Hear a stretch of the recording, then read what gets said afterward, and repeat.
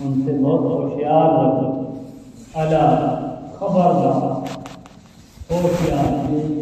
قرآن کے الفاظ میں سوچیے کہ اسی ایک لفظ سے اولیاء اللہ کی عظمت کا اندازہ لگائیے کہ اللہ تبارک و تعالیٰ اپنے محبوبین، اپنے اولیاء اللہ کی شان کو بیان کرنے سے پہلے تمام لوگوں کو مخاطب کر رہا ہے کہ خبردار. ابھی آگے کچھ نہیں کہا، پہلے خبردار کر دیا، ہوشیار ہو جاؤ. اس کے آگے کہہ رہا ہے کہ الا ان اولیاء اللہ لا خوف علیہم ولا هم یحزنون. خبردار ہم اس لیے کر رہے ہیں کہ یہ ہمارے دوست ہیں. ان اولیاء اللہ، یہ سب ہمارے دوست ہیں، اللہ کے دوست ہیں. انہیں نہ کوئی غم ہے نہ کوئی حزن و ملال ہے. ایسی شان والے ہیں. تو اللہ کے محبوبین کا مرتبہ یہ تو ایک آیت ہے، ایسی ہزارہ آیتیں اولیاء اللہ کی شان میں پروردگار عالم نے قرآن مجید میں نازل فرمایا ہے. اور اولیاء کی شان کو تو کئی صورتیں نازل کرتی ہیں اپنے اولیاء کی شان میں، جیسے سورہ کہف ہے.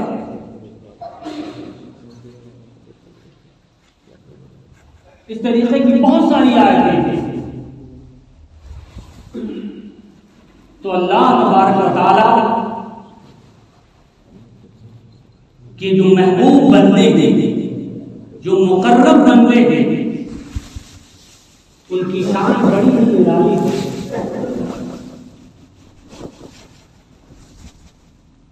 انہی اولیاء اللہ میں پچھلے جمعہ میں نے سرکار سیدنا خواجہ خواجگاں مالک ہندوستان خواجہ غریب نواز رضی اللہ تعالیٰ عنہ کی شان میں چند باتیں میں نے بتائی تھی. کیونکہ یہ ماہ مبارک بڑا ہی عظمت والا ہے، بڑا ہی برکت والا ہے. اور اس ماہ کی عظمت تو اللہ سبحانہ و تعالیٰ نے ایسی دوبالہ کی ہے کہ پوچھئے مت. عظمت پر عظمت، کرم پر کرم ہے. کل کی جو تاریخ گزری ہے، کل 13 تاریخ تھی اردو کی، 13 رجب.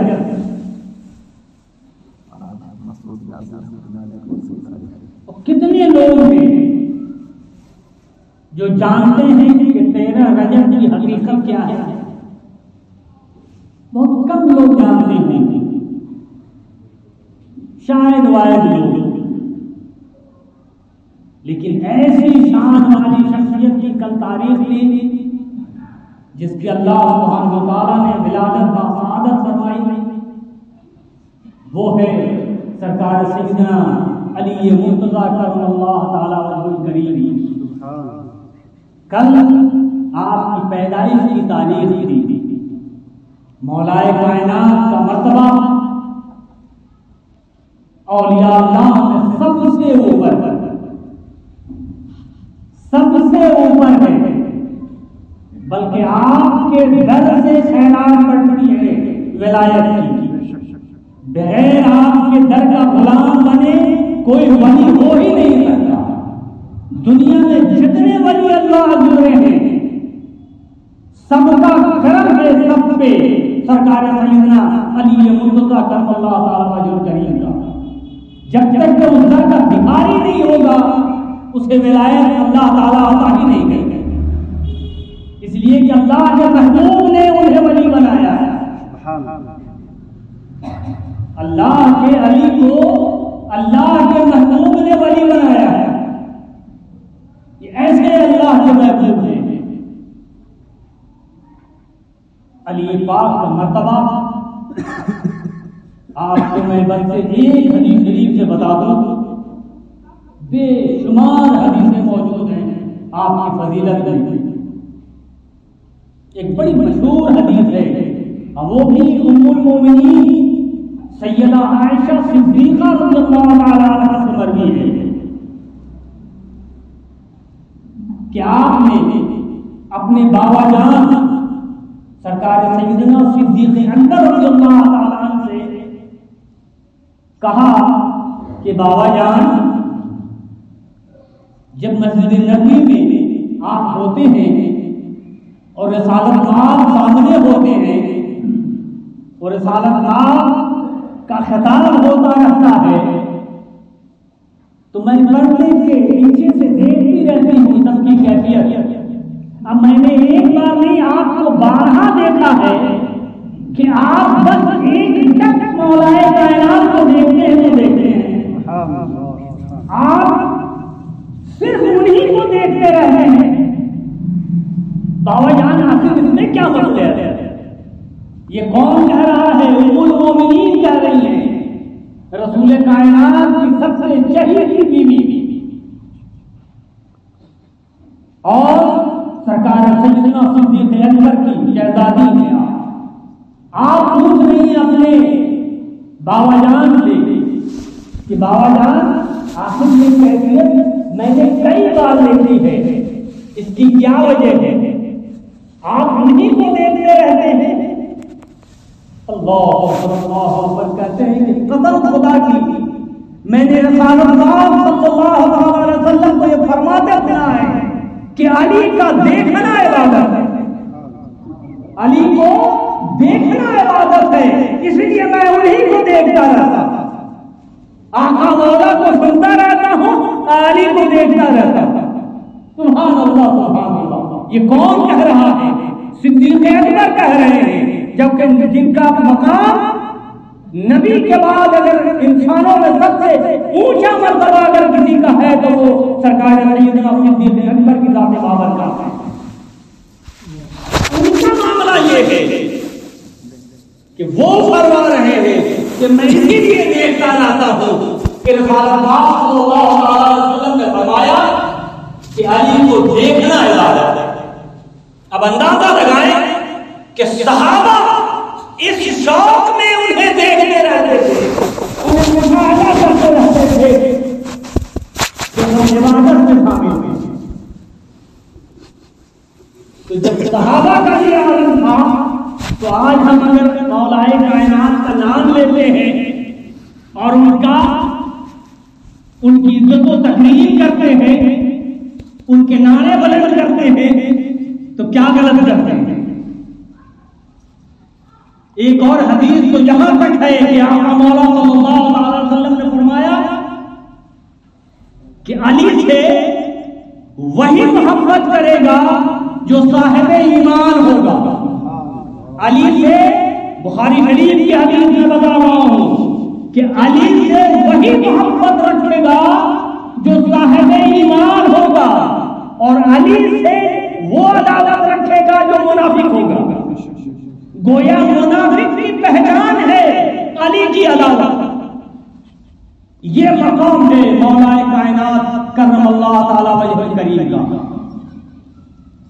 ان کی یوم پیدائش بھی کل، لہذا لوگوں کو چاہیے کہ اللہ کے محبوبین جو ہیں، اللہ کے مقربین جو ہیں، اولیاء اللہ جو ہیں، ان سب سے کسی ایک سے نہیں، سارے اولیاء کرام سے سچی اور پکی محبت رکھنی چاہیے لوگوں کو، اس لیے کہ یہی محبت کام آنے والی شے ہے۔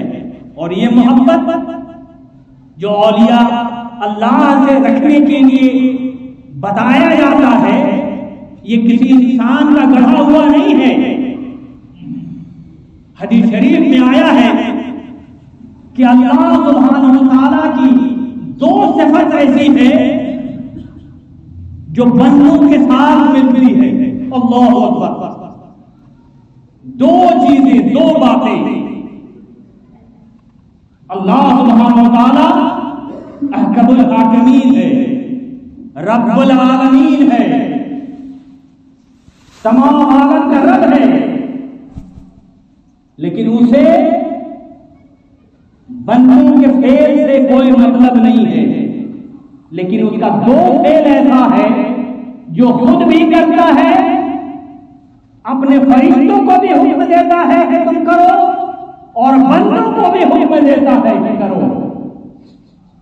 وہ پہلا فعل یہ ہے، قرآن شاہد ہے، ان اللہ وملائکتہ یصلون علی النبی یا ایھا الذین آمنوا صلوا علیہ وسلموا تسلیما. لبیک اللہم ربنا صلیک اللہم صل علی سیدنا و مولانا محمد مبارک صلو علیہ صلاۃ و سلام علیک یا رسول اللہ. اللہ سبحانہ و تعالیٰ کا یہ فعل ہے، یہ عمل ہے. اللہ کا فرمان ہے کہ لوگوں بے شک اللہ اور اللہ کے ملائکہ نبی پر درود بھیجتے ہیں. اے ایمان والو، تم بھی نبی پر درود و سلام خوب بھیجو. حکم بھی فرما رہا، قرآن سے یہ ثابت ہے اور حدیث شریف سے دوسرا فعل ثابت ہے کہ رسول اللہ صلی اللہ علیہ وسلم نے فرمایا کہ اللہ سبحانہ و تعالی جب کسی سے محبت کا ارادہ کرتا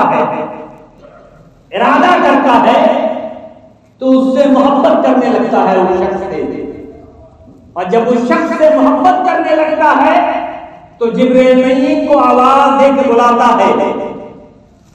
جبرائیل امین حاضر بارگاہ ہوتے ہیں، حاضر ہے مولا، کیا حکم ہے؟ اللہ سبحانہ وتعالیٰ فرماتا ہے کہ جبریل مجھے فلاں ابن فلاں سے محبت ہو گئی ہے. جبریل امین کہتے ہیں سبحان اللہ سبحان اللہ. اللہ تعالیٰ حکم دیتا ہے کہ سنو، اس بندے خاص سے مجھے محبت ہو گئی ہے، تم بھی اس سے محبت کرو. حضرت جبریل فرماتے ہیں کہ مولا تیرا حکم سرانگوں پہ، میں بھی اس سے محبت کرنے لگا. تیرا حکم سرانگوں پہ، میں بھی اس سے محبت کرنے لگا. پھر مولا فرماتا ہے کہ جبریل تمام فرشتوں کو یہ حکم کر دو کہ ہم بھی محبت کرتے ہیں اس شخص سے، تم بھی محبت کرتے ہو، اور تمام ملائکہ بھی اس سے محبت کریں. جبریل امین آواز لگا دیتے ہیں تمام ملائکہ میں، تمام ملائکہ پھر اس شخص واحد سے محبت کرنے لگے. اس کے بعد سے پروردگار عالم پھر جبریل امین کو آواز دیتا ہے، جبریل کہا ہاں مولا، سب کو میں نے کہہ دیا اور سب کے سب تیرے ان بندے خاص سے محبت کر رہے ہیں. اس کے بعد مولا کہتا ہے کہ اب یہاں پہ تو محبت ہو گئی اس کی، اس محبت کو زمین پہ لے جاؤ، اور جس کے دل میں نے اپنے اس محبوب کی محبت ڈالی ہے، جگہ بنائی ہے، اس کے دل میں اس شخص خاص کی محبت کو رکھ دو اور اعلان کر دو کہ وہ تمام لوگ بھی اس بندے خاص سے جو میرا محبوب ہے اس سے محبت کرنے لگے. جبریل امین دنیا میں اس محبت کو لے کے آتے ہیں، اور اللہ سبحانہ و تعالیٰ نے جس دل کو چن لیا ہے اس دل میں اس بندے خاص کی محبت کو ڈال دیتے ہیں، اور پھر وہ تمام اہل محبت اس محبت والے سے محبت کرنے لگے. یہ اللہ سبحانہ و تعالیٰ کا دوسرا فعل ہے جو خود بھی کرتا ہے، اپنے تمام ملائکہ کو بھی حکم دیتا ہے، اور پھر تمام اہل دل انسانوں کو بھی حکم دیتا ہے کہ اسے محبت کرو. یہ اولیاء اللہ کی شان ہے. اللہ کے ولیوں کی شان بڑی ہی عالی ہے، بہت عرفہ ہے، انسان کے عقل و فہم سے بہت اونچی شے ہے، بہت اونچی. ہم دیکھتے ہیں بظاہر کہ ہماری طرح ہی ہے، ہمارے ہی میں ہے، ہمارے بیچ میں رہنے والا ہے، لیکن وہ اللہ کا اتنا محبوب ہوتا ہے کہ اللہ کے رسول صلی اللہ علیہ وسلم فرماتے ہیں کہ کچھ تو ایسے ہیں جو اپنے خستہ حالی میں رہتے ہیں، ان کی حال کو دیکھ کر تم ان سے نفرت کرو گے، لیکن ان کا معاملہ ایسا ہوتا ہے کہ وہ اگر اللہ کی بارگاہ میں اللہ کی قسم کھا لے تو اللہ سبحانہ و تعالیٰ ان کی تمام قسموں کو پورا کر دیتے ہیں. یہ عالم ہے اللہ کے محبوب بندوں کا، یہ مقام ہے اللہ کی بارگاہ میں اللہ کے محبوبین کا، اللہ کے مقربین کا، اولیاء اللہ کا یہ مقام ہے اللہ کی بارگاہ کا۔ اور قیامت کے روز یہ اولیاء اللہ کی محبت کام آنے والی ہے۔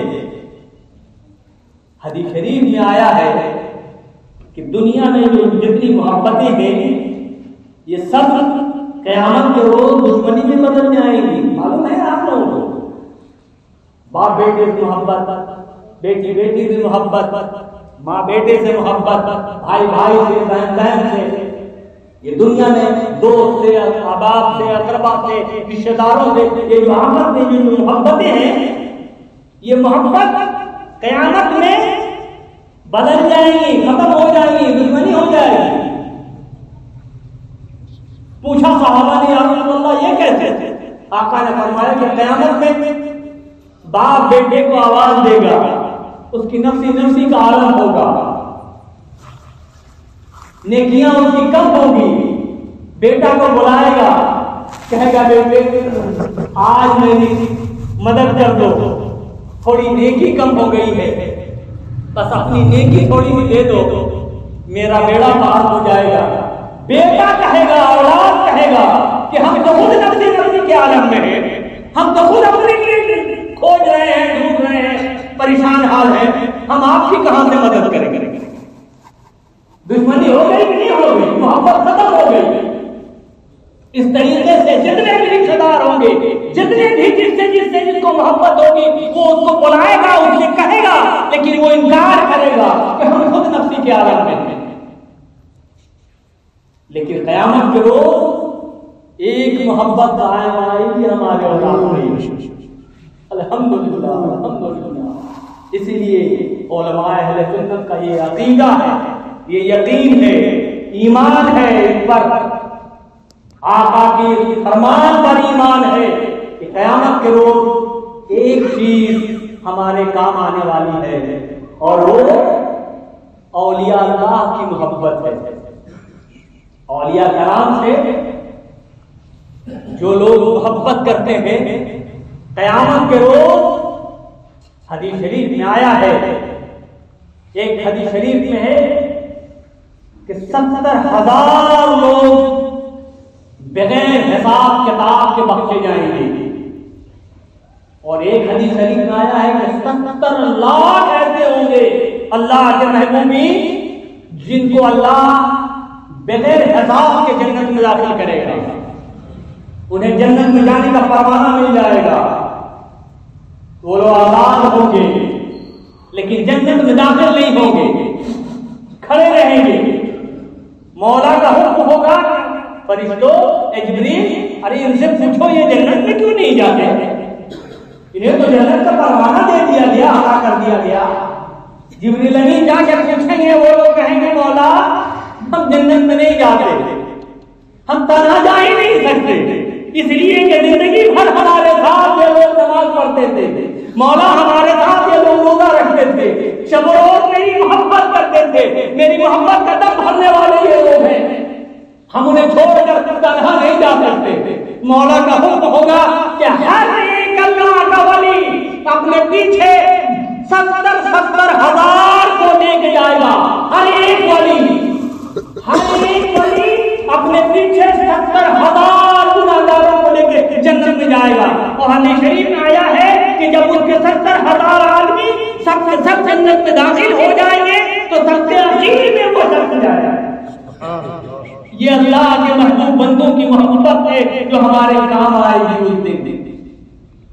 آج اولیاء کرام کی شان میں گستاخی کرنے والوں، خدا کے لیے اپنا عقیدہ بدل دو، عقیدہ صحیح کر دو، کام وہی آنے والے ہیں۔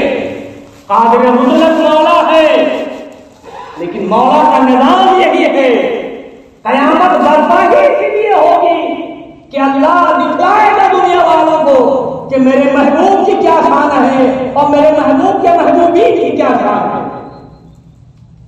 میرے جو اولیاء اللہ ہیں جن کے تم منکر تھے دنیا میں، ان کی شان آج دیکھو وہ کیسے ہیں، کس شان والے ہیں، انہی کے صدقے میں لوگ جنت میں جائیں گے۔ ارے اللہ سبحانہ و تعالیٰ تو قادر مطلق ہے، جسے چاہے جنت میں داخل کر دے، اس سے کسے پوچھنے کی مجال ہے، کس سے پوچھنے کی ضرورت ہے؟ لیکن مولا یہ نہیں کرے گا قیامت کرو، قیامت کا نظام ایسا ہوگا کہ اس کے محبوبین کسے چاہیں گے جنت میں لے جائیں گے، تاکہ جانے والے بھی یہ سمجھیں کہ ہمیں ہمارے عمل جنت میں نہیں لے جا رہے ہیں، ہمارا کردار ہمیں جنت میں نہیں لے جا رہا ہے، ہمارے نماز، روزے، زکات، حج و خیرات، زکات یہ ہمیں جنت میں نہیں لے جا رہے ہیں، ہمیں جنت میں تو اس محبوب کا کی محبت لے جا رہی ہے۔ وہ تو اللہ کا جو محبوب بنتا ہے، جس سے ہم محبت کا دم بھرتے تھے، یا موت یا خواجہ کہتے تھے، وہی ہمیں جنت میں لے جا رہا ہے۔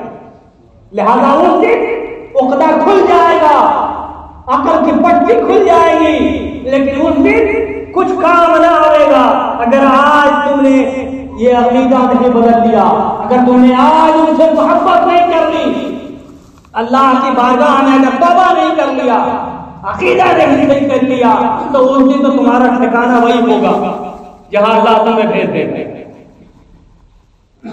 لہذا لوگوں، ضرورت اس بات کی ہے کہ اللہ کے محبوبین سے، مقربین سے، خواہ وہ کسی خطے کے رہنے والے ہیں، کسی بھی مرتبہ فکر کے نہیں، عقائد کے، مذہب کے، بہت سارے لوگ یہ باتیں کرتے ہیں کہ آپ لوگ تو شافعی اور حنبلی اور مالکی کو مانتے نہیں ہیں، معاذ اللہ رب العالمین، یہ جہالت والا مسئلہ ہے۔ آپ کو معلوم ہے کہ 4 مذاہب ہیں، مذاہب اربع، حنفی، شافعی، مالکی اور حنبلی، یہ 4 امام ہیں اور چاروں برحق ہیں، برحق، اور چاروں کو برحق ماننا ایمان کی دلیل ہے، اور ان کا طریقہ صرف الگ الگ ہے، عقیدہ الگ نہیں تھا، عقیدہ سب کا سنت والجماعت کا عقیدہ تھا، سب سنی سیکولر عقیدہ مسلمان تھے، جبھی وہ دنیا کے تاجدار بنے، جبھی وہ دنیا کے امام بنے۔ اگر عقیدہ صحیح نہیں ہوتا تو کبھی امام نہیں بنتے، اس دنیا کے، اس امت کے امام نہیں بن سکتا کوئی جب تک کہ اس کا عقیدہ درست نہ ہو۔ لہذا سب چاروں امام برحق ہیں، چاروں کے مذاہب برحق ہیں، چاروں کا طریقہ برحق ہے، لیکن اس طریقے کے پیچھے جو دل میں بغض چھپا ہوا ہے، جو کینہ چھپا ہوا ہے، وہ تمہاری ضلالت و گمراہی کا سبب ہے۔ اس کی وجہ کر ہم تمہیں گمراہ کہتے ہیں، تمہیں ذلیل و خوار سمجھتے ہیں۔ لہذا لوگوں، اللہ کے محبوبین سے محبت کرو، ایسی محبت جیسے ہمارے پہلے کے بزرگوں نے کی ہے۔ ہمارے پہلے کے بزرگ زیادہ پڑھے لکھے نہیں تھے، کم پڑھے لکھے لوگ ہوتے تھے، لیکن عقیدہ و ایمان اتنا پختہ ہوتا تھا کہ جس کا کوئی حد و حساب نہیں۔ آج ہم اور آپ کا تصور نہیں کر سکتے ہمارے پہلے کے بزرگ کتنے ایمان کے پختگی میں تھے، وہ لوگ کتنا پختہ ایمان تھا ان کا، لیکن ہمارا اور آپ کا ایک کردار خراب ہو گیا ہے، اعمال خراب ہو گئے ہیں، طریقہ خراب ہو گیا ہے۔ اس کی وجہ یہی ہے کہ اسلامی تعلیمات نہیں ہے، اسلام ایسے بے بہرا ہو گئے ہیں جس کا کوئی حد و حساب نہیں ہے۔ پیسہ ہو گیا ہے لوگوں کے پاس۔ ابھی آدھے گھنٹے پہلے مکہ سے ایک فون آیا، پیسہ ہے بہت لوگوں کے پاس، ہمارے جاننے والے ہیں، چلے گئے عمرہ میں چلے گئے، عمرہ مکمل ہو گیا، طواف اور سعی دو ہی چیز تو ہے، طواف ہے اور سعی ہے، اور اس کے بعد سے حلق ہے۔ طواف کر لیا، سعی کر لیا، اس کے بعد سے دونوں گم ہو گئے، گم ہونے کے بعد وہ بھول گئے کہ حلق بھی کرانا، تو چلے گئے روم میں اور جا کر کے نہا دھو لیا، کپڑا بدل لیا۔ اب فون کیا کہ نہیں، یہ تو بڑا غلط ہو۔ تو میرے بھائی، پیسہ ہو جانا کمال نہیں ہے، دین سے قائم رہنا کمال ہے، اور دین کو سیکھنا ضروری ہے۔ دین اتنا اہم چیز ہے کہ آپ کے قدم قدم پہ دین رہنمائی کرتی ہے. اس دین کو سمجھنا ہم پہ اور آپ پہ واجب ہے. واجب طلب العلم فریضۃ، فرض کر دیا ہے پروردگار عالم نے ہم پہ اور آپ پہ اور تمام مسلمانوں پہ، تمام عاقل و بالغ پہ علم دین حاصل کرنا فرض ہے. کتنے لوگ ہیں جو علم دین سے آراستہ ہیں، نماز کے مسائل کو معلوم نہیں ہے، 5 وقت نماز پڑھتے ہیں، 5 وقت نمازی ہیں، ایسے لوگ آتے ہیں نماز پڑھنے ان کو سجدہ کرنے نہیں آتا. حافظ صاحب جا کے دھیرے سے کان میں کہتے ہیں کہ سجدہ ایسے مت کیجیے، ایسے کیجیے. سوچیے 5 وقت کے نمازی ہیں وہ. تو یہ غلطی ہماری ہے، ہم نے سیکھا نہیں، جانا نہیں، پوچھنا نہیں. آپ سب سے آ کر کے کم سے کم اکیلے ہی نہیں کہتے کہ دیکھیے آپ یار ہم جو نماز پڑھ رہے ہیں ایک بار دیکھ لیجیے، اس میں جو غلطی ہوگی اس کو صحیح کر دیجیے گا. لیکن ہم تو اپنے شان میں ہیں، کبھی اتنا بولیں گے تو بولیں گے سب چاہیے. یہ سوچ رہے ہیں ہمیں یہ چیز کھا گئی، ہم ختم ہو گئے، برباد ہو گئے، ہمیں سجدہ کرنے نہیں آتا. افسوس سد افسوس اس قوم پہ. خدا کے لیے مسلمانوں یہ ہم کو ہٹائیے اور سیکھیے، دین سیکھیے. یہاں آئیے، ہم لوگ بلاتے ہیں ہر جمعہ کی شب جمعہ کو، یہاں ہم بیٹھے خود ہم رہتے ہیں، درد دیتے ہیں 20 منٹ 25 منٹ آدھا گھنٹہ، لیکن کسی کو فرصت نہیں ہوتی. نماز میں جو لوگ رہتے ہیں ابھی بیان کرتے ہیں، آدھا ادھر سے نکلتے ہیں، آدھا ادھر سے نکلتے ہیں کہ کہیں پکڑا نہ جائے. 10 منٹ بیٹھنا محال ہے، فرصت نہیں ہوئی. اس لیے کو بہت قابل ہے. اب پوچھ لیجیے کہ نماز کے سجدے میں فرائض کیا ہے، کہتے کہ یہ والا تو نہیں آتا ہے. یہ عالم ہے. خود سوچیے، اپنے دل کو ہاتھ رکھ کے سوچیے کہ ہم کہاں ہیں، ہمیں کہاں ہونا چاہیے. اگر ہر شخص یہ سوچ لے تو پورا معاشرہ صحیح ہو جائے گا. بس اللہ تعالیٰ کی بارگاہ میں دعا ہے کہ پروردگار ہمیں اور آپ کو توفیق عطا کر دے کہ ہم دین کو سمجھنے لگیں اور سمجھنے کی صلاحیت پیدا کریں، سمجھنے کی کوشش کریں. جو نہیں آتا ہے ہم پوچھیں اور اپنے دل سے ہم والی کیا چیز کو ہم نکال لیں اپنے دلوں سے. اللہ تعالیٰ کے بارگاہ میں دعا ہے کہ پروردگار ہمیں ہدایت عطا دے. الحمدللہ رب العالمین. کھڑے ہو جائیں.